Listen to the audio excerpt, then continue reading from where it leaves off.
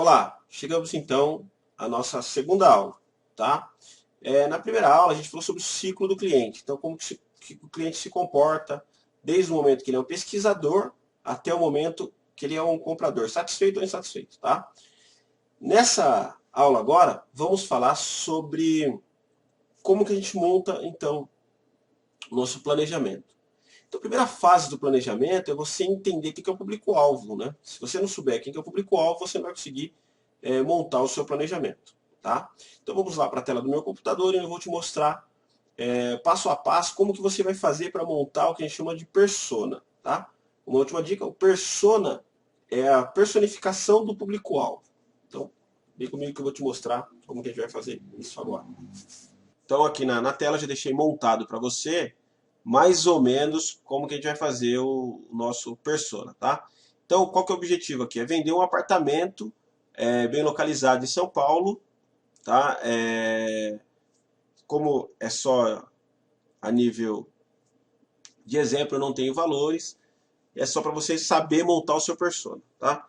Então eu vou focar essa campanha, esse planejamento em homens de 34 a 40 anos, que são solteiros, né, com profissão. Eles são empreendedores, donos de pequenos e médios negócios, trabalham em empresas onde eles possuem um cargo de direção, são de classe social média e classe social média alta. Eles ganham em torno de 30, vou colocar aqui, ó, de 10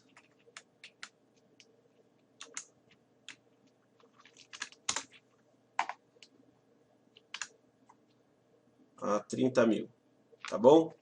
E mora em São Paulo, tá? Então, na maioria das vezes eles moram com a mãe, com os pais, né? Vamos detalhar melhor esse persona. Por que a gente faz esse detalhamento? Porque com as informações, se a gente pegar somente aqui o público-alvo, como eu vejo em muitas empresas por aí, a gente não consegue estar fazendo, então, campanhas direcionadas. Você não consegue estar fazendo ações dentro do marketing digital que são mais personalizadas. Tá? E tem também aquelas empresas que falam que atende todo mundo, né? Que é o pior ainda. Pior do que ter um mini é a empresa que fala, não, eu atendo todo mundo. Se você atende vários tipos de público-alvo, você vai ter que criar vários tipos de persona para poder fazer várias campanhas, tá? Isso vai resultar em melhor resultado na campanha e também o melhor resultado no investimento do dinheiro, tá?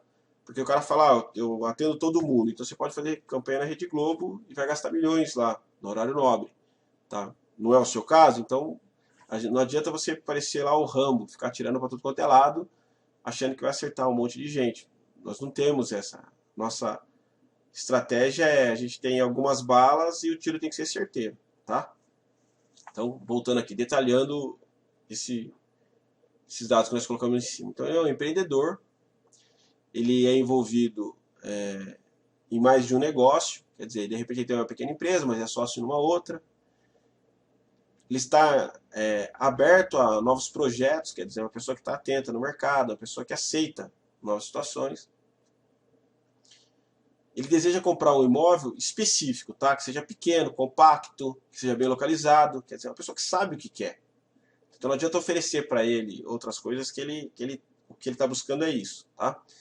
Ele possui um alto grau de escolaridade, é uma pessoa solteira, a renda média, a renda mensal dele é de 8.390, quer dizer, não chega a ser nem 30, nem 10, 8 mil, tá? Então a nossa linha de corte, na verdade, é 8 mil.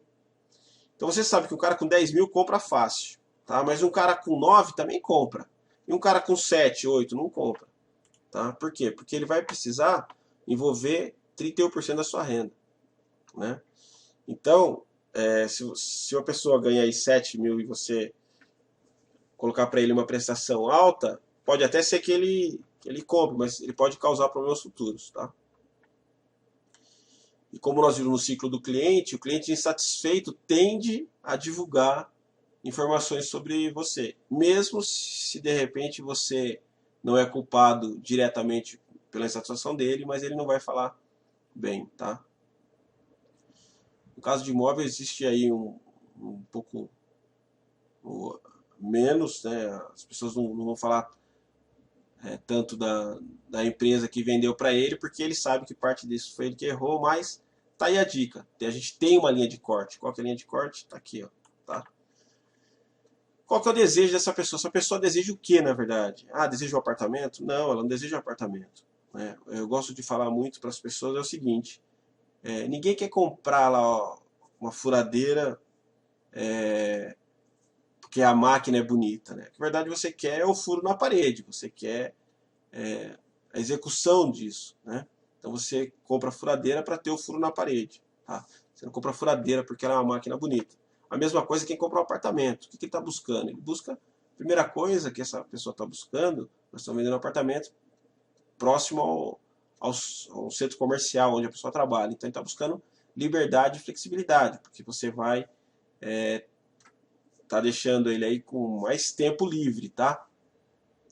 Ele vai trabalhar próximo onde ele mora, né? É uma baita de uma vantagem. Hoje em dia se perde muito tempo no trânsito. Ter uma casa como investimento, né? Outra coisa muito importante que as pessoas sabem que em imóvel, por mais que tenha crise, isso e aquilo, é difícil desvalorizar o imóvel, né? Um espaço próprio. Então, se ele mora com os pais e ele já está com 30 e poucos anos, tal, pode estar namorando, mas ele gostaria de ter um espaço para ele ter a privacidade dele, né? Ele já, um homem formado não quer mais morar com os pais, tá? Outro desejo dele é mostrar que ele é bem sucedido financeiramente, mostrar a casa para os amigos, receber os amigos, mostrar a casa para a própria família, né? E assim por diante, tá? Então, são alguns desejos que a gente vai trabalhar com esse persona. E quais são as dores desse persona, né? O que vai influenciar esse persona a não comprar o imóvel, né? Então, a primeira coisa que ele vai pensar é uma forma errada de fazer investimento, é perder dinheiro, né? Se passar na cabeça dele que ele pode perder dinheiro, e ele, por ser uma pessoa instruída e decidida, sabe bem o que quer, ele não vai investir. Se ele achar qualquer coisa que leve a ele a perder dinheiro, qualquer sinal, ele vai acabar desistindo de fazer negócio.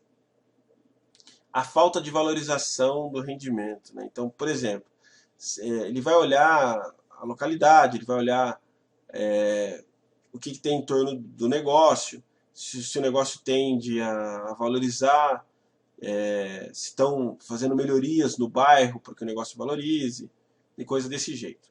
Outra coisa que ele tem é preocupação com a vizinhança, tá? Então, de repente, ele é uma pessoa que trabalha muito, né? E chega em casa, tá cansado, e se tem os vizinhos lá fazendo uma algazarra, isso vai incomodar ele. Por um outro lado, por ser solteiro e tudo mais, ele quer receber amigos, ele quer, de repente, ter uma festinha, então ele vai ficar preocupado ali com o síndico, com isso aí. Então, como que você vai estar controlando isso aí, tá? Mudança na situação financeira. Então, uma outra coisa que preocupa ele, e se de repente ele for mandado embora do serviço, ou a empresa dele tiver uma crise, como é que ele vai fazer para poder arcar com a dívida? Quer dizer, se ele comprometer 50% do valor que ele tem, fica difícil, né? Então, dificuldade financeira para investir em novos negócios. Então, vamos pensar que de repente ele mora com os pais, ele está propício a comprar o imóvel e aparece aí algum novo investimento para ele ganhar mais dinheiro. Como ele é uma pessoa que já trabalha com isso, então de repente ele pode ser tentado a concorrer com outros negócios. Então você, sabendo disso, você já vai criar estratégias para poder informar que o melhor investimento é imóvel. Influenciadores externos, né? O que influencia o seu cliente na hora da compra, né? Então, familiares, né? Então, pai, mãe, amigos, namorada e por aí por diante. Ofertas similares, né? Outras fontes de investimento e a crise econômica. Então, tudo isso são influências externas que vai além do seu negócio, que pode atrapalhar o seu negócio, tá? Então a gente precisa aqui agora fazer o quê? Fazer quebra de objeções, ofertando coisas que sejam do desejo do seu cliente, para poder então fazer uma campanha e uma campanha ser bem sucedida dentro do nosso planejamento, tá?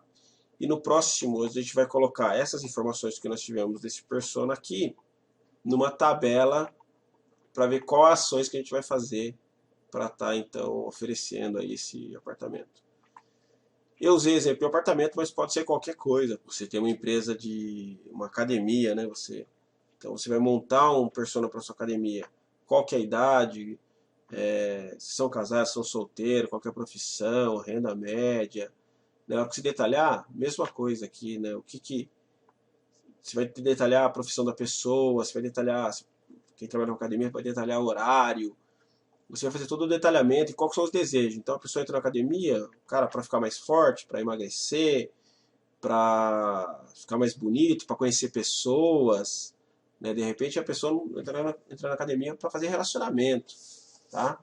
Então você vai poder então aqui tá fazendo todo o seu detalhamento, né? E as dores dessa pessoa, qual que é o problema que ele enfrenta na academia? Mas quem sabe sobre a empresa são vocês, tá? Então você tem noção sobre a sua empresa, né?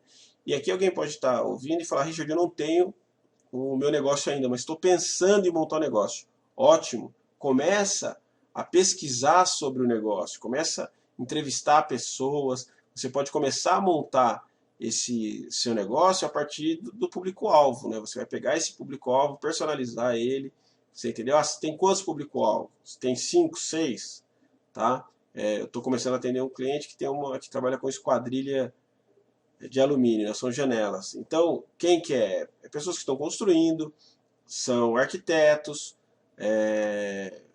pequenos depósitos, todos esses são clientes dele, tá? Então eu sou obrigado a criar um desse para cada cliente dele. Eu tiro a informação com ele e vou detalhando aqui, né? Como é que eu sei essas informações? Essas informações eu sei tirando a informação dele. Esse público-alvo, da onde que veio esse público-alvo aqui? Esse público-alvo aqui, vou mostrar para vocês, ó. Tá aqui, ó, né? Estudo do perfil do comprador de imóvel que saiu na revista Exame, tá?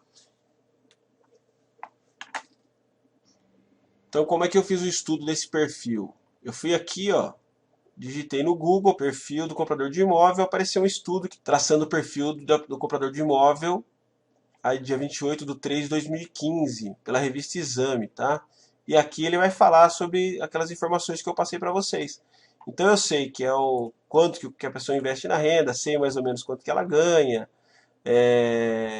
eu sei a idade, tá vendo? Então eu peguei aqui um perfil montado aqui e montei aquelas informações lá, tá? Se você pegar aqui as informações, você vai ver que não tem aquelas informações como medo, mas aqui me dá algumas informações. Então a internet também pode te dar grandes informações para você montar o seu público-alvo, tá?